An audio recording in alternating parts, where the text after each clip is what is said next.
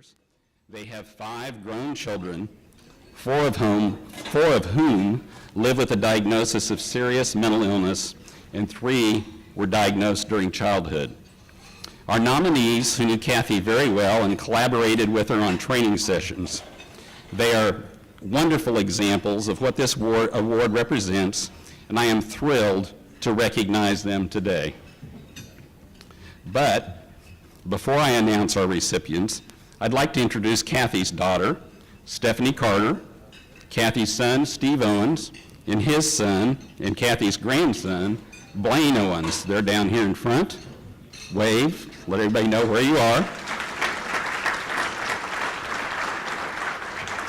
Stephanie, can you please come up here and help me give the award?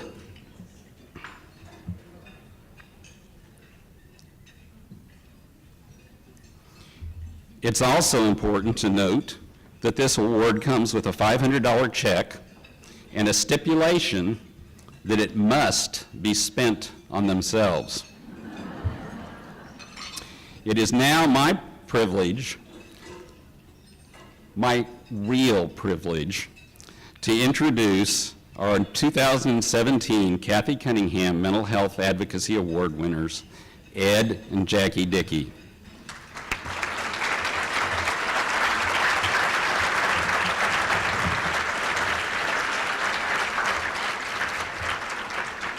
And I'd like to invite I'd like to invite Doug Beach, representing NAMI, who nominated them, to come up here.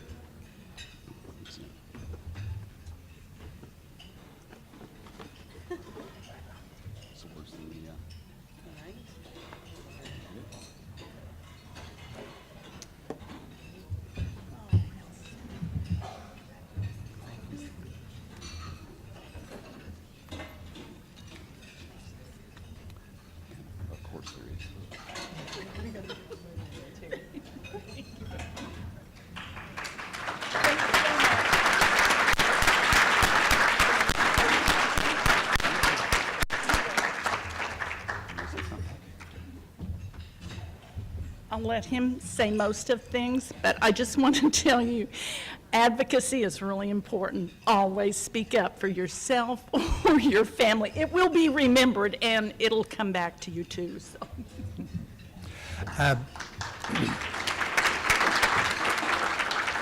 Definitely want to thank NAMI for the nomination. We appreciate that very much, and of course thank Clarity Child Guidance Center for the opportunity to be recognized. It is nice, as Jackie said, advocacy is a very important aspect of family recovery within mental illness. And in order for our loved ones to find a fruitful and a very satisfying recovery within their diagnosis, it is extremely important for the entire family to embrace the mental health issues that our loved ones deal with and suffer with. It's important that we learn what they are living through so that we can be true supporters for them to enjoy the full and fruitful life that they so well deserve. I see so many familiar faces, so many happy, bright friends here in the room, so many people who are advocates just like Jackie and I, and we met many of you in this field. I want to also say that my memories of your mother are extremely happy memories. Cathy, Jackie, and I served on the NAMI San Antonio Board of Directors for many years, where we became very, very close. Cathy was truly not just a professional inspiration for Jackie and I. Cathy was truly one of the people who touched our lives early in our journey on mental health wellness, and she taught me a lot on how to persevere, how to never give up, and never look at something from the negative perspective, but that you can always find a positive perspective. We loved her so dearly, and I'm happy to share that our memories are very, very pleasant and happy when it comes to Cathy Cunningham. So thank you all for this recognition and for the opportunity to continue our advocacy, and I ask you all to continue to join us. Thank you.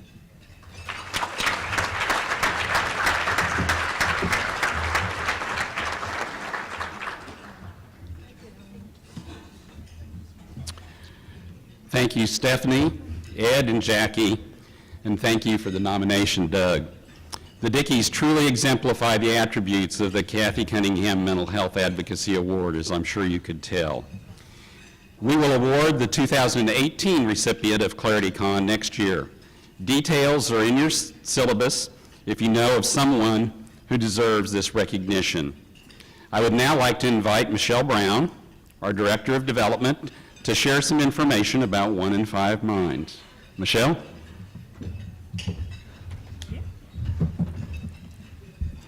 So this luncheon is a 1 in 5 Minds event, and an important part of this conference to help educate the community on children's mental health. 1 in 5 Minds was introduced in March 2013 to end the stigma associated with children's mental illness. And the name of the campaign is a descriptor. 1 in 5 children will have an emotional, behavioral, or mental disorder that needs our care. As part of the 1 in 5 Minds initiative, we host school-based informational events called Strong Minds, Happy Hearts. And at the end of each event, we invite participants to spend a few minutes and share something in writing. I'd like to read to you what one of these parents wrote last February, because it truly summarizes what 1 in 5 is all about. She writes, "I'm a single mom and the mother of 4 children. 2 live with mental illness. One of my children is bipolar with psychosis, and another has oppositional defiant disorder and emotional disturbances. Every day is a roller coaster, but because I love my kids, I fight for them every single day. But I have lost friends and relationships with some family because there's only time for kids and not time for them. Also, the stigma is strong towards both of my kids' mental illness. I have hope after today's Strong Minds, Happy Hearts that that stigma can start to be lifted and that my children and my parenting could soon be understood and respected without the just spank them more or send them to scared straight lines. Hope is now." I don't need to say more about why it's important for all of us to continue the work of awareness and education started with 1 in 5 Minds. This quote says it all. As we've done in years past, we'd like to give you an opportunity to send a message of encouragement to parents like this mom in a few simple steps. As she said, hope is now. Are you ready? First, I need you to grab your cell phone. Seriously, grab your cell phone. I saw you looking at it a minute ago. Grab your cell phone. Go to Facebook and log in and search for 1 in 5 Minds. That's the number 1, no spaces, the word in, the number 5, no spaces, and Minds. You there? So once on the page, click like. Now when we post information about 1 in 5 Minds, you'll see our updates in your Facebook feed. What you'll also notice is at the top of the 1 in 5 Minds page, you'll see that there's a short Facebook Live video. It's a very special message to our community from our guest speaker, Cinda Johnson. And I'd like to invite you all to like it, and more importantly, share it on your page, because we have close to 400 people here today, and so if we all share it, that means more than 20,000 people will get this on their Facebook wall. So that's a pretty great impact if you think about it. So make sure you add a hashtag, 1 in 5 Minds, in ClarityCon2017 so we can track you, and the post like we're showing on the screen. See, that's super easy. So now I'm happy to announce one more benefit of being a part of 1 in 5 Minds. We have created a series of handbooks to help remove the stigma that we know is a barrier to treatment. And today we're thrilled to share the first in a series of guides with you as a gift, as a benefit of attending ClarityCon 2017. As mental health professionals and advocates, we consistently hear how difficult it is for parents of a child in crisis to find support among their own family and friends. So we decided to do something about it. And today we're releasing to you, How Can I Help? This handbook, which you'll see on your screen, was created by experiences and insight of a team of parents who've had negative and positive experiences with friends and family. We know their experiences would help inform others. So we're appreciative of this group of advocates who have been willing to help. In fact, they're here today, and we'd like to ask them to stand. So please join me in a round of applause for our parent advocates who helped us create How Can I Help?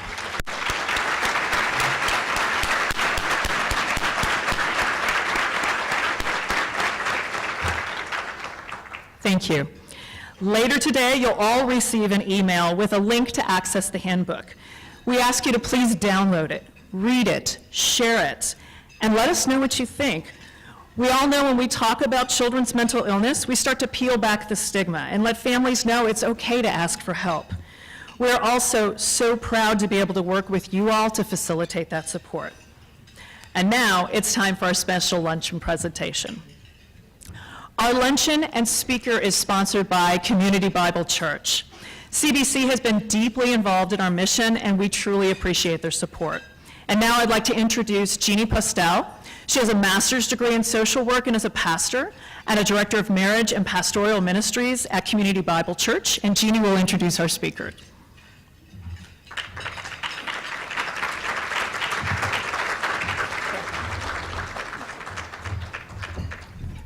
Thank you, Michelle. Community Bible Church is so grateful for the opportunity we've had to support this important conference. For the past 4 years, we've been able to sponsor this very important event and have seen firsthand the impact that it's had on our community in the mental health care area.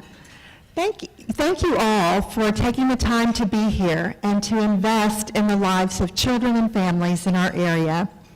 And now I have the special pleasure of introducing to you our luncheon speaker. First of all, I want you to know we are so sorry to hear that Linea could not be with us due to her illness, and I pray that she gets well very soon.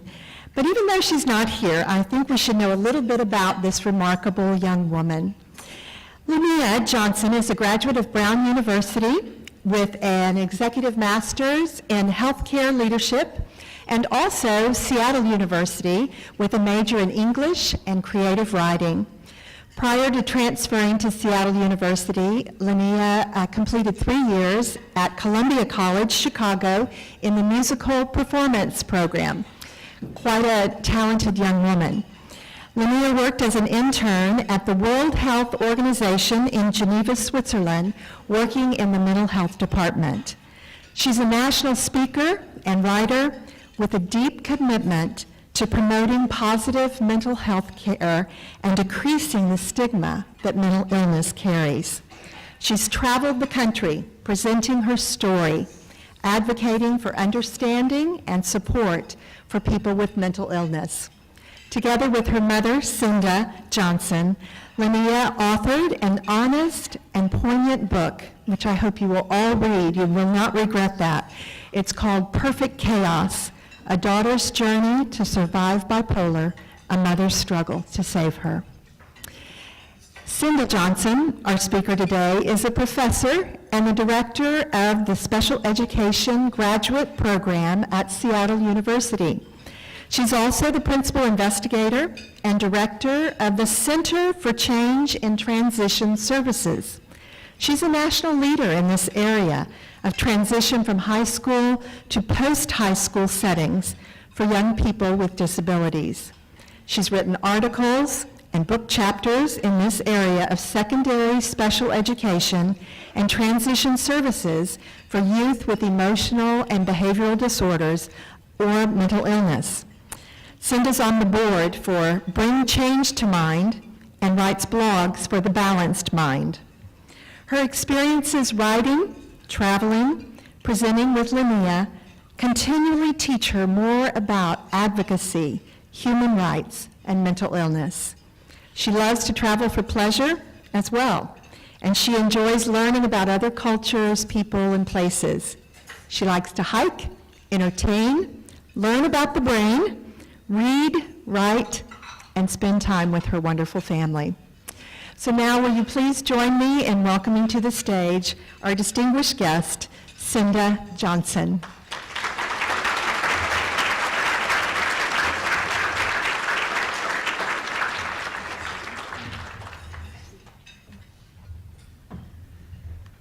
I I'm going to really miss my daughter because she's the one with technological astuteness. And I'll probably go backwards with all of this. So first thing I need to do is turn this off so there's no reverberation, right? Off. Oh, see? I need her already.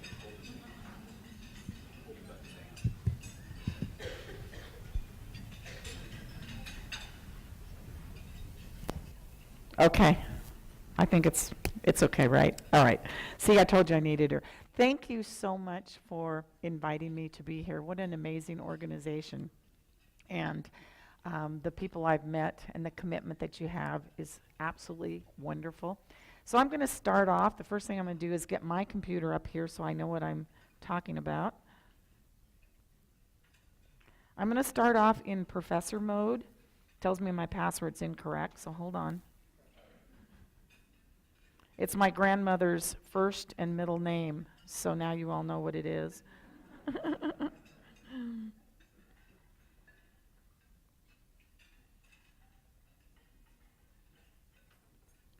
Okay, so in professor mode, these are the objectives. You will be tested when we're finished to make sure that you know them. And if I really want to get my evaluations up, I'll remind you what they are at the end, but we may run out of time, so we may not have to have a test.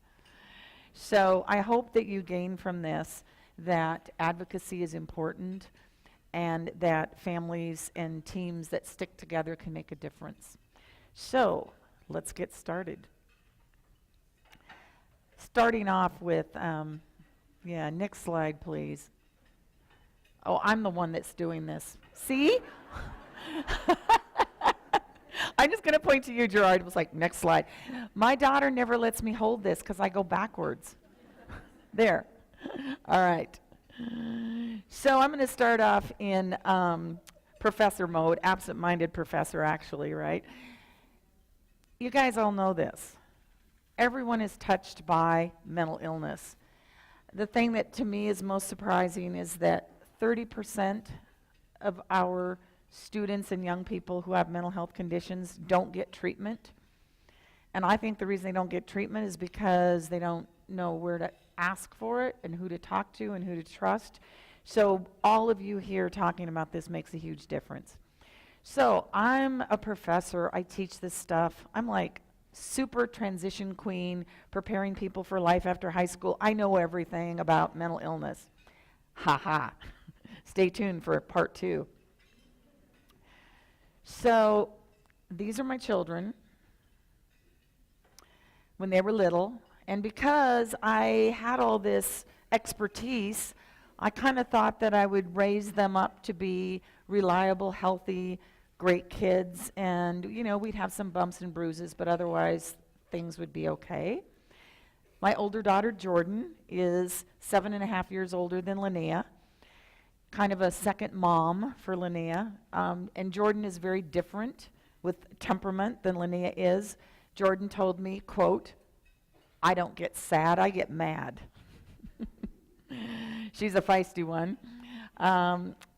So life was pretty good, you know. We were moving along. Here's Linea turning, I think, 4. And Jordan, things were going very well. We spent a lot of time on the beach. We live in Seattle. We took great vacations together. It was the perfect family, right? Anybody in here had the perfect family for a couple days? Yeah. So when Linea's with me, she always reminds people that this photo was actually at an 80s dance party. This was not how she dressed all the time. I think she looks fine. I don't see anything 80s about it, but, you know. Oh, thank you. I didn't push there we go. Thank you. You're now my designated Linea. She's like, "Mom, you're going the wrong way." In high school, Linea was the overachiever. And in fact, she said that her perfectionism is almost worse on her than her bipolar. She did everything top notch. She was in every music group. She played sports. She was in advanced placement classes. She was taking some classes at a community college for college credit. There was one day that she put together a video to submit an application for college, and it started at 6 in the morning in rehearsals for a musical. After school, it ended with sports. That evening, she had a lesson with an opera coach from Seattle Opera, and then she came home and did homework. That would go and go and go, and then she would crash. And then she would have an anxiety attack, and she would be overwhelmed and not be able to keep up. And she says, I would put on my Oprah voice and bring out the white chart and say, let's fix your schedule. Let's get rid of some things. Let's get some things off your plate. If anyone had told me that this was the beginning of an illness that would almost take her away from us, I don't know if I would have believed them at the time. But the message I was giving her was, if you try hard enough, you can get through this. I didn't mean to give her that message, but I wasn't saying to her, this could be in your brain rather than in your schedule. So this is a piece that she wrote in Perfect Chaos. It says, I think there's a point in everyone's life when it's hard to look up, when you feel you've fallen 1,000,000 miles below the surface and you can't find a way to climb back out. I was teaching about depression, and this caught me in a way that none of the research did. She wrote another piece in the book later on that said, lady to the nurse in the hospital, you're going to have to give me mouth to mouth before you can pull me out of this hole that I'm in, because I'm already dying. That is depression. And it was deep and dark, and then it would go away. But again, I thought it was based on her experiences, her schedule, the things that she was trying to do. I'm not going to read this one to you. You have to buy the book, or you can read it while I talk. But I hear all the time the question is, how did you know? How did you know if what was going on in high school was the beginning of bipolar disorder or if it was teenage angst? How did you know what was coming? And in fact, our editor asked me that so many times, I was confused. Like, did I know? Did I miss something? Should I have known what was going on? But I realize it's sort of like an autoimmune disease that's starting with a few symptoms. My mother has multiple sclerosis. My sister has scleroderma. Both of it took 5 to 10 years to be diagnosed. It started in their late teens for both of them, but neither of them got diagnosed until 25 for my mom and 32 for my sister. So maybe you don't know. But my editor also said something I found really interesting. One night at 12 o'clock, she's in New York City, 12 o'clock her time, I'm in Seattle, and we were going back and forth on this, and she said, it's kind of like a horror movie. When you're watching a movie, the people in the audience can see it coming. The people in the film don't know that the murderer with the big knife is in the other room because they've never had a murderer with a knife in the other room in their house. They don't know what's coming. But all of us looking on are like, well, of course, we can see it. So we went forward, and Linea went off to college. And she was excited to go to Chicago. She got a scholarship. Life was good. And I thought, that's it. She's well. She made it. Things are good. And then we got the call about 12 months into it was in September of her second year. We got the call from her boyfriend that she had broken up with previously because she was too sad to love anyone. And he called and he said, Linea is not safe. Those were the magic words that put us into a world that, honestly, remember that professor that knew everything? Now all of a sudden I'm a mom who knows nothing. I did not know how difficult this was going to be. I did not know the impact on families. I did not know how hard it was to find treatment. I did not know how much courage it took to be a person living with a mental illness, to live in recovery and stability. Welcome to the world that 1 in 4 families actually live. So she was, I say, if she was here, she'd say she was brought home. I say she came home, back to Seattle, and we got her a psychiatrist, which was a full-time job to find that. While my husband flew to Chicago to bring her home, I manned the phones. I know people, and I could not find a psychiatrist within 12 hours when I wanted to find one. When I finally found a psychiatrist, he had an opening 2 weeks away. And I wasn't sure if she could make it for 2 weeks. But she did. She met the psychiatrist. They bonded. In fact, he's still her psychiatrist after all this time. And she became somewhat stable. She moved into an apartment because she wanted to go back to college 3 months after she came home. And her psychiatrist suggested she live independently so that she could go back to college. But unbeknownst to us, she was spiraling down further and further and further.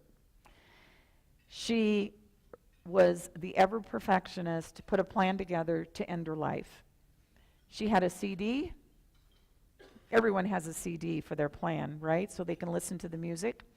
She had how she was going to do it, and somehow, through the grace of God, a friend on a phone and a call to us and her psychologist the next morning, she made it through that night.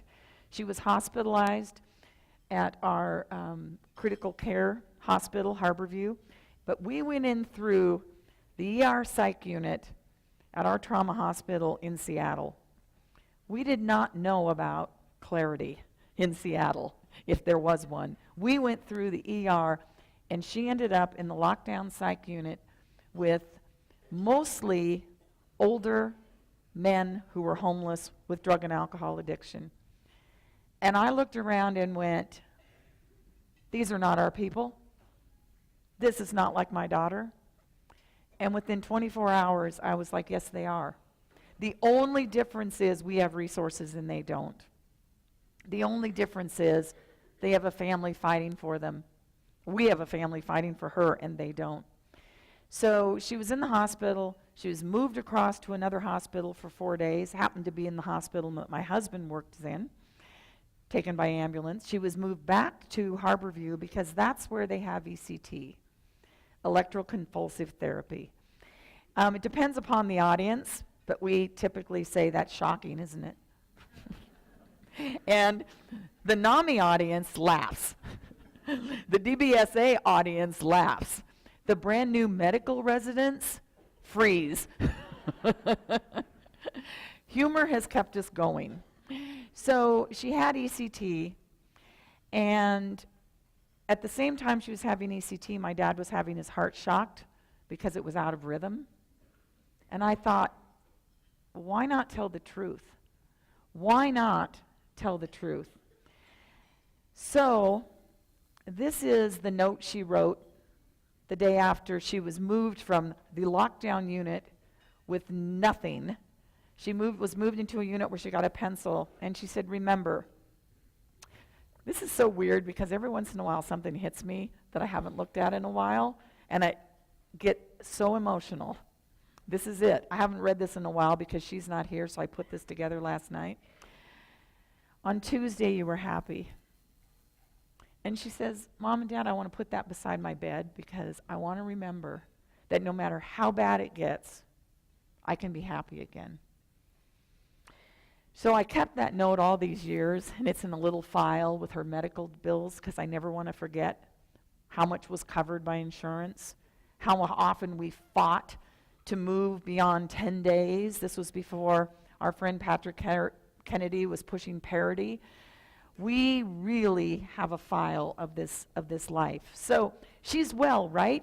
We even had a reporter ask her one time, so once you were over bipolar, how did you deal with what you'd been through? Well, it didn't happen. So she went back to Chicago. She went back as a 19-year-old that has a new diagnosis of a mental illness.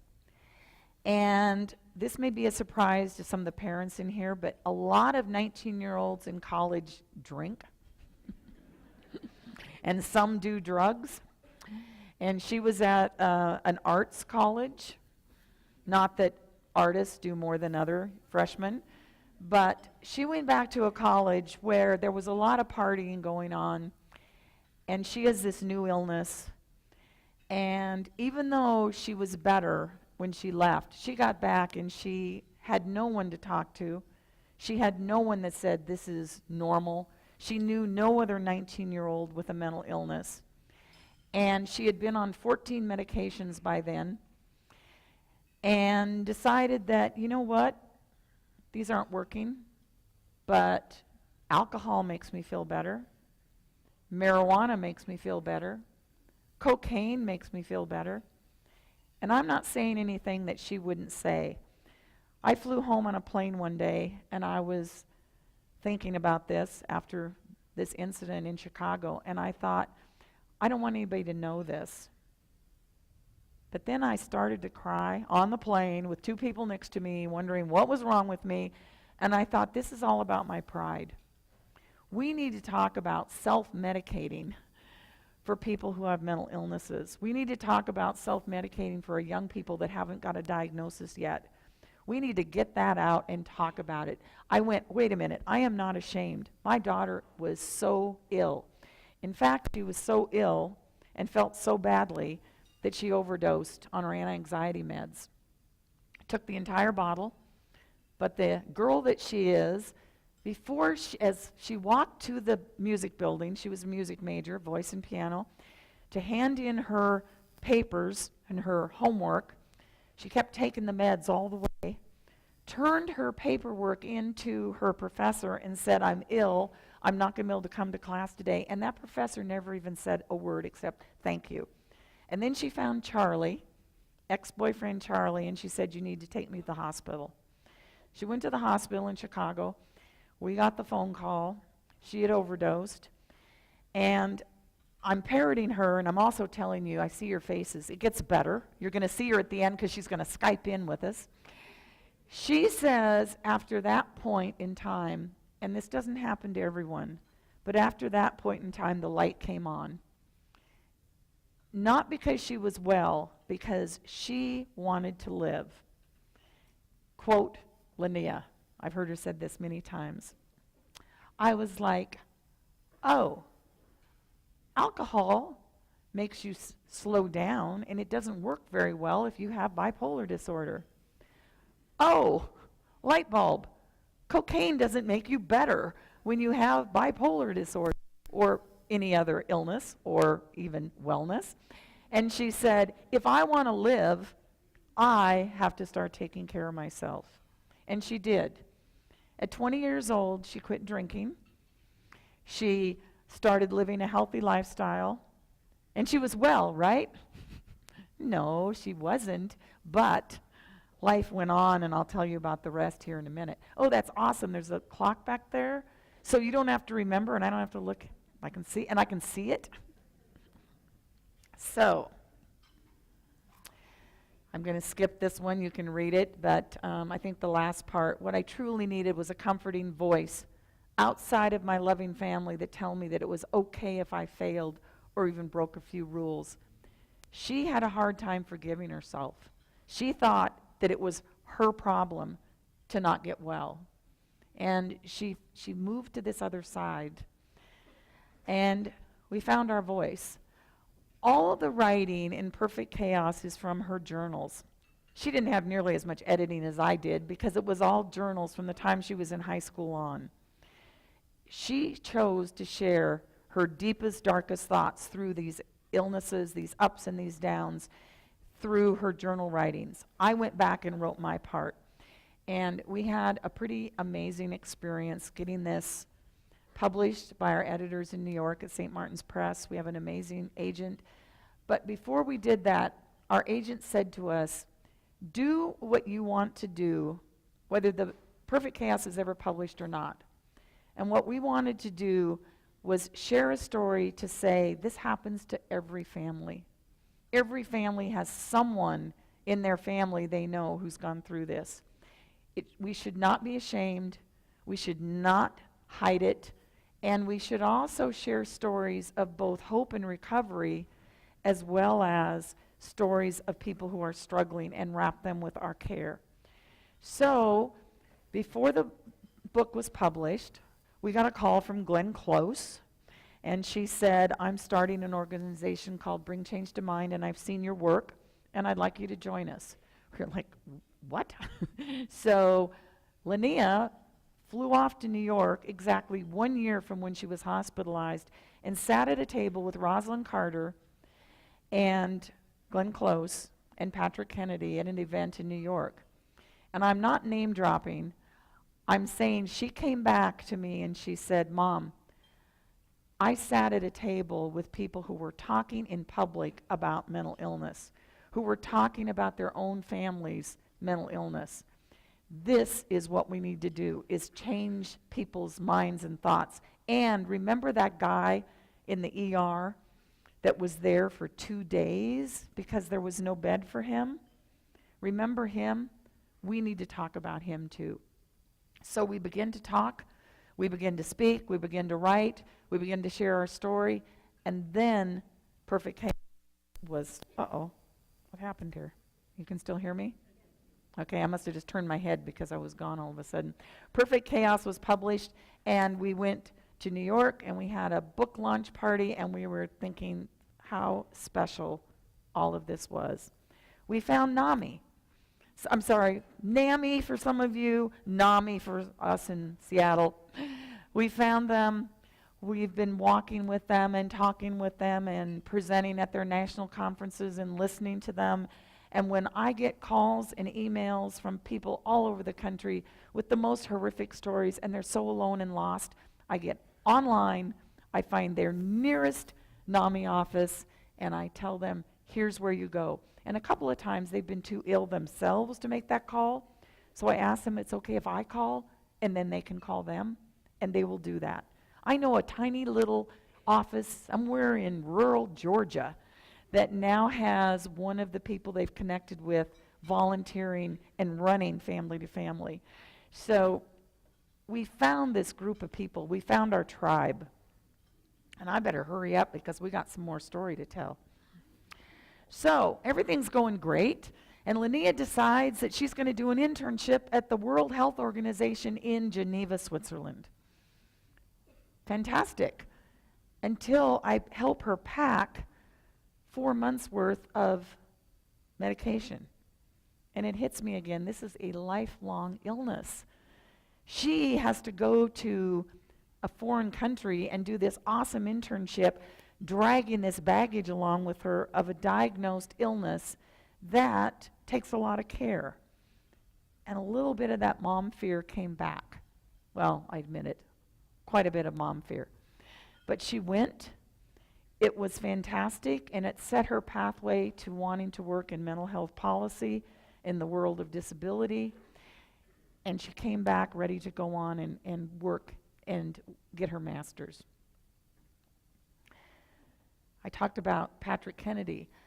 I love this picture, and I put this up because there's a point to this picture. It's not the fact that she's sitting by Patrick Kennedy and a senator and some really powerful people, but, oh, she's not there? Oh, well, she's on mine. There you go. Thank you. I hope she's not watching this on live cam right now. She'll be like, oh, Mom. So, anybody tell me what's unique and interesting about that photo? One young woman. We need to have voices, and she's also the only person living with a mental illness. Well, no, I'm sorry, Patrick Kennedy is. She is the voice that we need to have at every table. We need to have young people on our boards, on our work groups. We need to have them representing. We need to have them out talking and speaking and joining us. We've got a young group of students and adolescents and young adults coming forward that can really move the needle on eliminating stigma. So that's one message to take away today. So everything is great. Here's the part that moms particularly, and some fathers will relate to, although my husband thought I had gone completely off the deep end. She decides she's going to go now to India by herself with a mental health team into Kerala. I thought that I had it together. I thought my fear was over. I thought my PTSD had subsided, but it had been hidden in the back of the closet with the shoes I don't wear, and it came out and it bit me in the ass hard. Is it okay to say that in Texas? Okay. You got to be culturally sensitive. I was terrified. I was terrified because if anybody knew 2 years ago when we were reading the paper, or a year and a half ago or whenever, Americans were being abducted, foreigners and visitors and travelers were being raped, and if I missed one single article, my dad would call and show me where to find it or send me the link. I know that jet lag plays havoc with mood disorders. So she was going to get off that plane in India, and she was going to be manic, and she was going to run away, and I would never see her again because there's only 5 psychiatrists in India, right? This is my brain. There's very few psychiatrists, but there's more than 5. So I was terrified. I knew that this was the worst thing possible. I was going to Sweden at the same time to teach a class that I teach every 2 years. She says I bribed her. I offered to take her with me to Sweden if she didn't want to go to India. Bribed her. I could not sleep. I was so frightened about this illness that we had made peace with, that I could not sleep. And then I had my wake-up call. And my wake-up call was, she can get hit by a bus in Seattle tomorrow, and I'm not going to be there to save her. The title of the book originally was The Mother Who Saved Her. And Linnea said, Mom, you can't save me. That was what our editors wanted. And we put in the word struggled to, because moms think they can, dads think they can, but we cannot. We cannot. And what changed my mind and my thought was, first of all, I couldn't keep up that level of intense fear and worry. I couldn't do it. But secondly, I thought, you know what? I have all this energy. Why not really put it into what I need to do to increase my ability to speak and help and support and teach and do all those things that do make a difference, and give up some of that energy in worrying about my daughter. She went to India. She says, I went to India thinking I could help, and I came back learning a lot more. In fact, I thought of this table. She went out with a mental health team that were all lay people who went out into rural areas where patients that weren't patients yet were actually tied up by their parents because there was no treatment. They were completely psychotic, and if they were let loose for a minute, they would likely never see them again. So this team went out and worked directly with the family. It's called MHAT, M-H-A-T, if any of you are interested. And they got treatment, support, built roofs, helped them find jobs. It was an amazing experience for her. So she went on to graduate school, and she became very much able to take care of herself. And I share this because she was at Brown University, and she did a hybrid program where she was there for 3 or 4 weeks and then would come back, or she'd be there for 2 weeks and come back. Stayed at the same hotel every time, and she was very on the edge for a while, trying hard to get through. And this is the note that she made herself and posted it in her hotel room.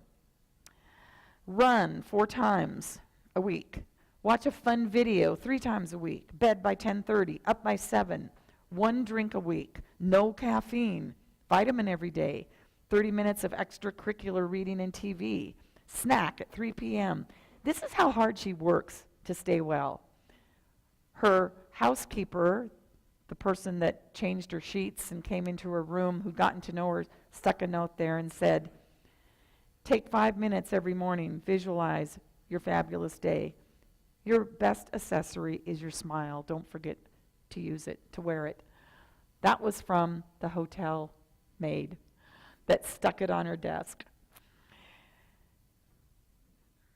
So, Linea's treatment plan, I know you're all interested in this. I think the first thing is acceptance. And she would say she cannot hide this illness. And I say it's also been her self-determination, her advocacy skills. That's been critical to her recovery. She does self-care, as you could see from that note. She also has a support team.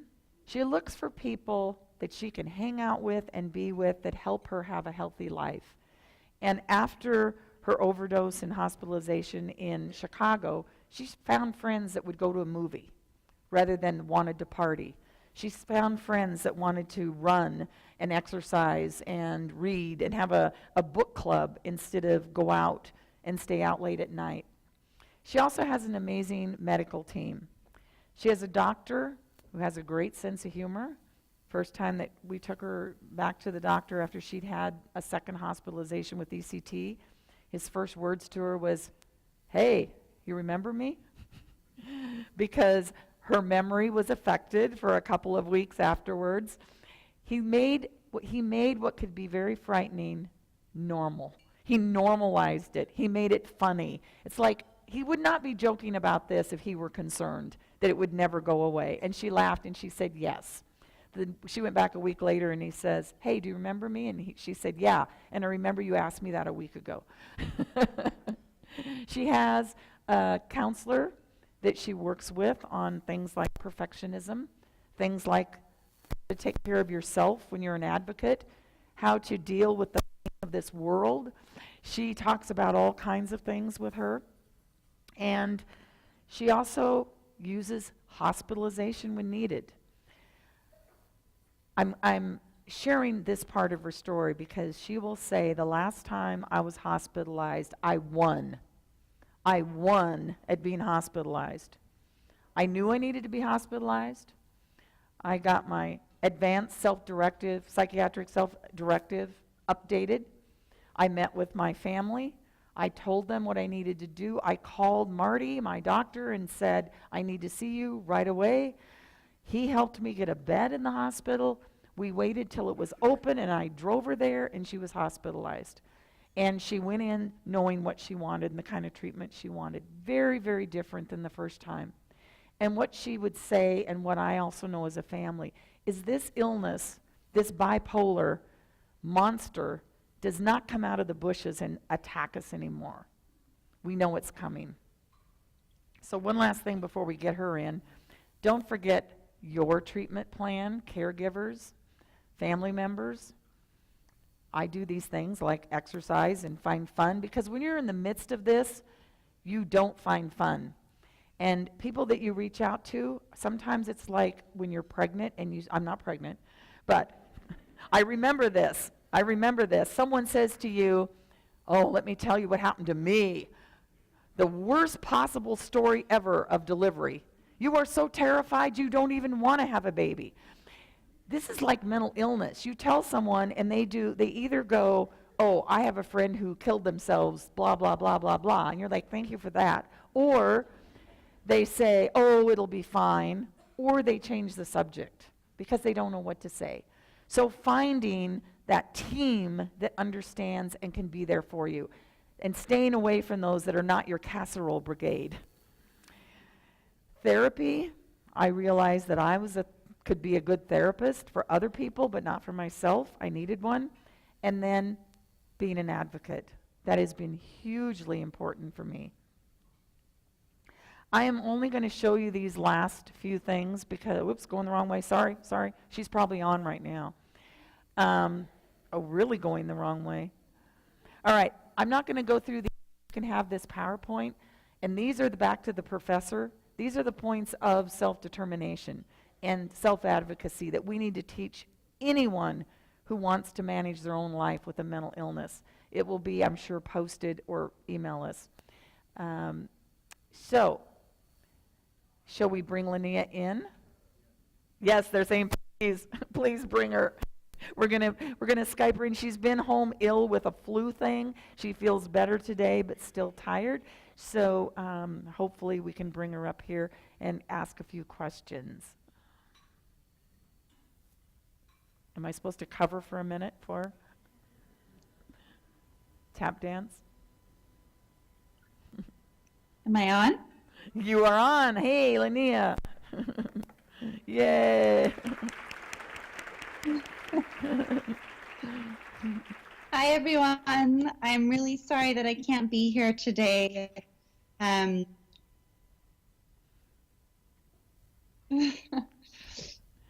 sorry I can't be here today. I ended up getting sick at the last minute, right before I was going to get on the plane the next morning. So thank you for having me over Skype.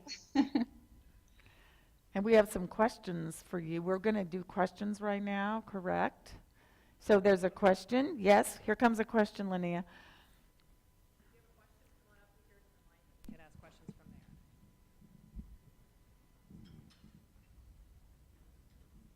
Uh-oh, no questions? Don't go away. I have one. How do you feel now that you don't have bipolar anymore? I don't know if she even heard that. Yeah. Okay, here's a I have a question. question for you about going to college with a mental illness and recommendations that you would have for someone who has beaten the disease, so to speak, meaning, of course, they'll live with it always, but is doing well and wants to head there, probably will be out of state, and, you know, as a family, recognize the challenges that one may face. So any recommendations for someone embarking on that down the road?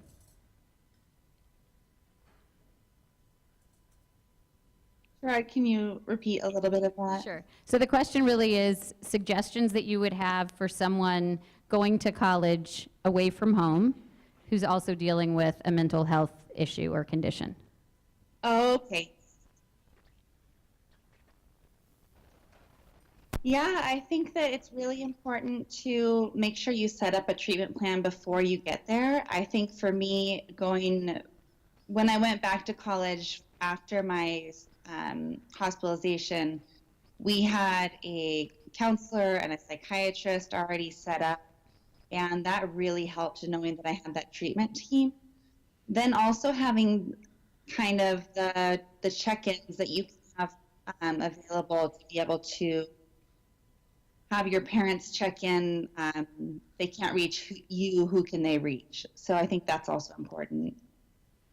And I would add to check with the Disability Student Services Office and get an accommodation plan already in place so that if it's needed, you can tap into that. Yeah. Thank you very much. Hi. Can you hear me? There we go. I'm Patty Durr. Hi. Excuse me. You had talked about advocacy and youth voice, which is absolutely critical. And so one of the things I wanted to know is, have y'all connected with Youth Move National or some of the youth activities leadership out of Georgia with Sue Smith or Sherry Valines or all of my friends that are in Georgia? I know that through Georgia Parent Support Network, they have a very, very active youth leadership activities. And so I was wondering if you had connected with Georgia or if you connected with Youth Move or National Federation of Families, because we need to be on every board of directors. If there's a decision made about us, then we should have input into that planning, regardless if it's budget, if it's governmental, if it's administrative, if it's business, if it's hospital. We need to have our voices there, and we need to have the voices of the youth, because they don't think like I do. You know, I've got a daughter who says, nah, you're way off. You know, I think I'm right on, but Yeah. We just don't have we're not embracing the youth, I don't feel. And we've known to do that since, the Federation started in '89. We've been working with Gary Blau. He's been supporting us, but we still don't have that presence. We are doing as much as possible to connect youth. And Linea, can you hear me?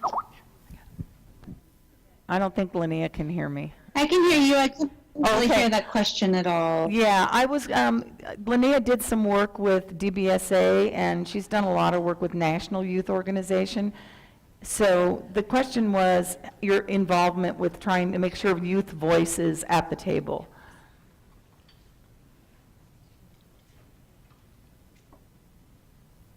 So next question. How do you I think it's really important to make sure that when you have, for instance, with national things, if you have councils, if you have stakeholder boards, to make sure that you have a youth at the table. I think that that's really necessary. DBSA did a great job. They had a young adult council, but I actually think they should have gone a step further and had a young adult on their adult board. So I think that making sure you have at least one youth voice at the table, I think, is important. Froze. Okay, next question. When you first went to Chicago for college, why is it that you think your boyfriend at the time realized that you needed help before your family did? Have we lost her, Gerard?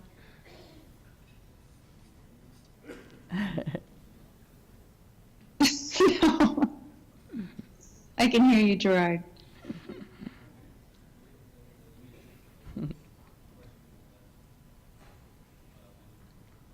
Gerard's translating.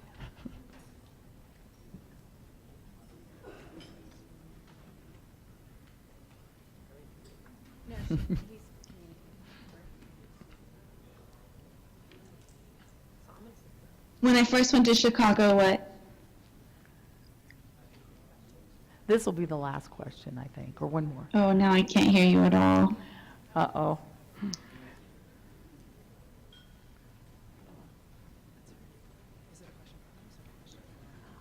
I could actually answer that question for her.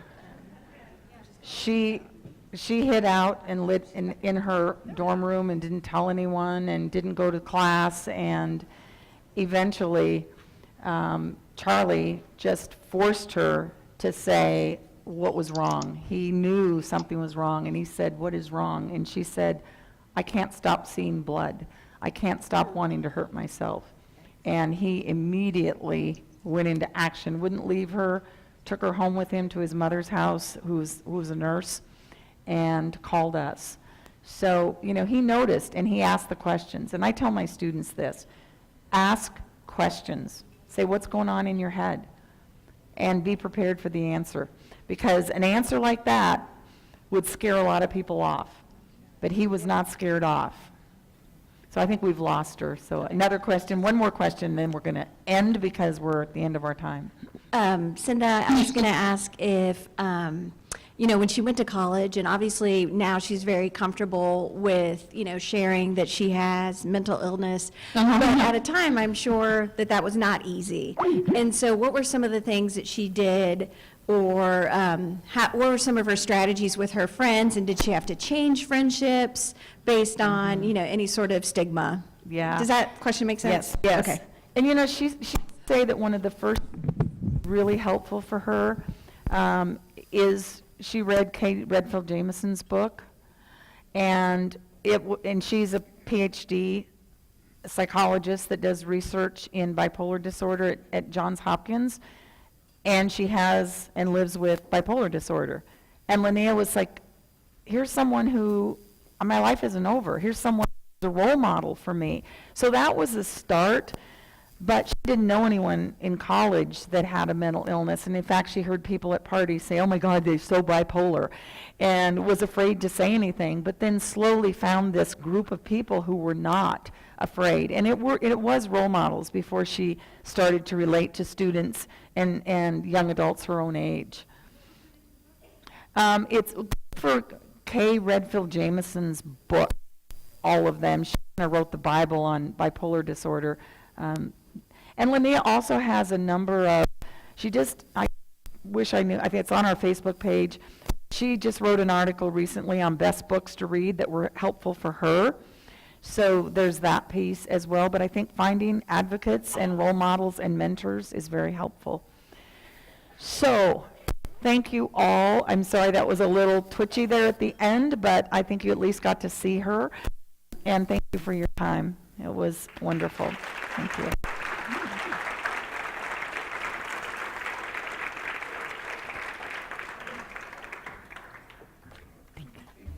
Thank you. So before you leave, Cinda, we wanted to give you something just to commemorate your time here. This was created by some of the patients at Clarity Child Guidance Center. We have one for Linnea as well that we will send home with you, but thank you again. Thank you. Thank you so much.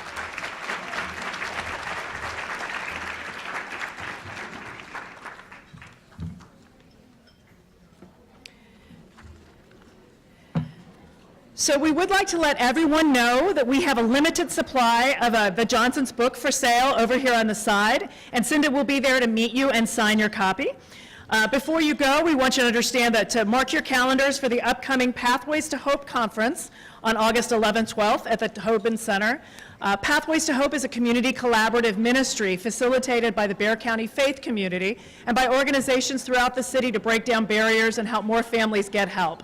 They have an exciting lineup of speakers for parents and for professionals, and you'll find a card in your swag bag with details on the program and registration information, and we look forward to seeing you there. Remember, as you're leaving, please stop by and say hello to our exhibitors who help make this conference possible. There's lots of resources in our area, and there's many of them at those tables, and please thank them for their participation and support in making this day possible. And remember your passport. If you could get that stamped at each one of those places and turn it in after your last breakout session, we're giving away 2 opportunities to come to ClarityCon 2018 for free. So we also want to thank Nowcast for streaming this luncheon presentation, and their sponsor, the City of San Antonio Department of Human Services, and through the Bear Cares Child Mental Health Program who made this possible. So please also at your tables, if you haven't signed in and you need your CEUs, please sign in. And take your survey, which was also at your place, fill that out, and you will pick up your CEU certificate as you pass off your survey at the back entrance there. So this concludes our lunch presentation. Thank you all very much.